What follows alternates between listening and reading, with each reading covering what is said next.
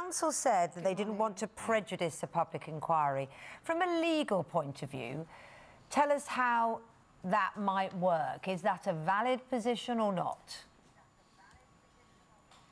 No, it won't prejudice any public inquiry because, in fact, clearly the public have a right to know what the council were or were not doing. It's put as simply as that. So excluding the public is really not an acceptable position. Michael, it must be incredibly frustrating for you. You've been down to Grenfell, you're offering free legal advice to the residents that have been affected by this tragedy. These moments of bureaucracy and bungling by this council just keep compounding what these residents have been through, this awful ordeal, don't they? Well, I want to make it clear, we were asked to go by almost as soon as the fire happened. We were asked to go and advise people as to what the difference was between a public inquiry and an inquest. So we've been concentrating and focusing on what people need to do to prepare for something of this kind. And really the point that I think I certainly want to make today is that I was indicating that they have to be aware that the government might well appoint somebody without consulting them, which is exactly what has happened.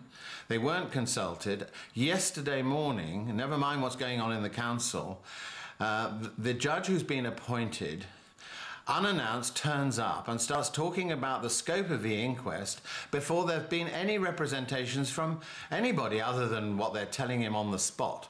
So that is a chaotic situation as well, and I think this is exactly what happened over the child abuse inquiry, that the victims, the survivors, the community most affected gets excluded from the beginning, and they're having to run to catch up. So Sir Martin Morbick, it seems to have issued this kind of almost warning, kind of managing people's expectations, saying you may not get the answers, he's quoted as saying, that you might want from this inquiry. He's the man, of course, that's leading the inquiry that you referred to. What does he mean by that, then? What does he think they want answers to that they're not going to get? Well, this is very disarming and very disappointing at such an early stage, because the whole idea of this inquiry is not a limited, focused one just on the cause of the fire and the spread of the fire. We need to talk about much bigger issues to do with social housing, to do with obviously the policy of the council and all sorts of things that are linked to the subcontracting, but also the aftermath. And Yvette's been there, seen the people traumatised. The inquiry should be dealing with the lack of support, the lack of a network of support.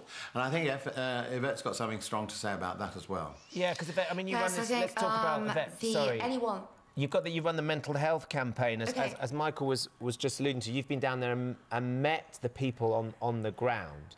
I know firsthand how important sort of mental health is. So what's been your impression of the survivors and the members of the community that have been affected, that may not have known people in there but watched the ordeal unfold? Precisely, and have to live in the shadow of Grenfell Tower, of course. You know, it has a high impact on them. There's going to be high levels of PTSD in the local, the immediate community and the broader community in that particular area.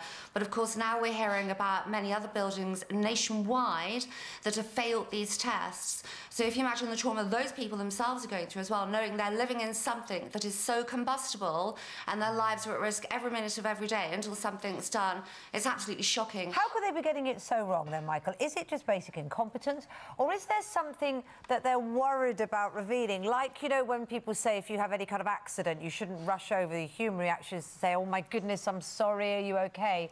And in that way, that somehow implies guilt.